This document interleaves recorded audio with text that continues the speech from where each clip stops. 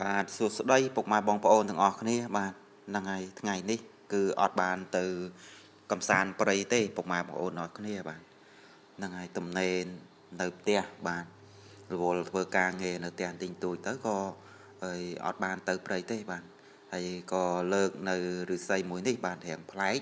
មកថតជូនពុកម៉ែបងប្អូនទស្សនាបាទចំណុចដែលប្លែកគឺនៅកន្លែងដែលខ្ញុំថតជូនពុកម៉ែបងប្អូនទស្សនានឹងឯងបាទហ្នឹងហើយខ្នែងដែលខ្ញុំកាន់ហ្នឹងបាទហ្នឹងហើយគឺតេងមកក្រោមបាទហ្នឹងហើយតេងមកក្រោមខ្នែងហ្នឹងត្រូវនៅលើបាទ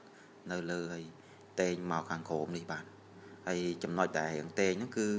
មានលក្ខណៈរាងប៉ោងបាទរាងប៉ោងណាបាទ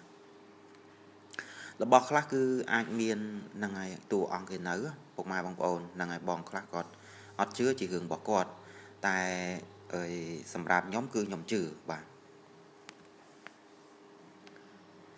យើងឃើញឫស្សីអញ្ចឹងឃើញថាធម្មតាសោះប៉ុន្តែរបស់ខ្លះគឺមានតួអង្គយានគេគង់នៅបាទហ្នឹងហើយអញ្ចឹងបងប្អូនដែលគាត់ជឿគឺគាត់ហ្នឹងប្រកាសជាដឹងហើយបងដែលគាត់ជាអ្នកលេងបងដែលគាត់ជាអ្នក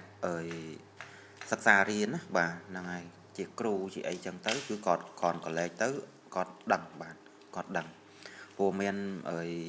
ហ្នឹងហើយបងម្នាក់គាត់និយាយប្រាប់ខ្ញុំបាទហ្នឹងហើយគាត់បានចែកនៅប្រភេទជុំបាទឲ្យគាត់ហើយគាត់អត់បានតន់យកទៅផងបាទហ្នឹងហើយគាត់វយសម្លេងមកវិញបាទហ្នឹងហើយគឺគាត់និយាយថាគាត់ហ្នឹងទៅយកហើយកាត់ដៃកាត់ជើងហ្នឹងហើយកាត់ខ្នែងបាទហ្នឹងហើយគាត់នៅខាងនោះគាត់និយាយថាកាត់ដៃកាត់ជើងបាទកាត់ដៃកាត់ជើងគេអស់លីងបាទហ្នឹងហើយអញ្ចឹងគឺយើងអ្នកធម្មតាគឺយើងអត់ដឹងបាទអត់ដឹងដល់ពេល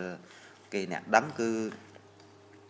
គេនិយាយមកអញ្ចឹងបងប្អូនអញ្ចឹងបងដែលគាត់ស្រឡាញ់ខាងអញ្ចឹងប្រកាសជាយល់ហើយបាទហ្នឹងហើយអញ្ចឹងចូលមកដល់នៅឫស្សីយើងវិញគឺនេះបងប្អូនបាទប្លែកមួយយ៉ាងបាទហ្នឹងហើយមើលដូចជាឫស្សីកដាសាច់អញ្ចឹងប៉ុន្តែនេះគឺមិនមែនកដាសាច់ទេខ្ញុំមើលដូចលក្ខណៈតេងប៉ុន្តែគ្រាន់ថាវាប្លែកបាទប្លែកនៅក្នុងថ្នាំងហ្នឹងគឺរាងខ្លីបន្តិចថ្នាំងហ្នឹងហើយប៉ោងបាទមានលក្ខណៈប៉ោងខ្លះ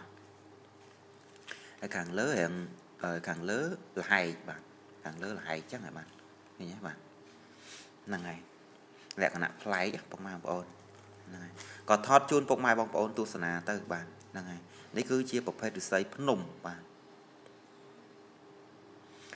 បាទអញ្ចឹងអរគុណច្រើនពុកម៉ែបងប្អូនសម្រាប់ការចូលរួមនិងទស្សនាបាទជួបគ្នាវីដេអូក្រោយបន្តបាយបាយ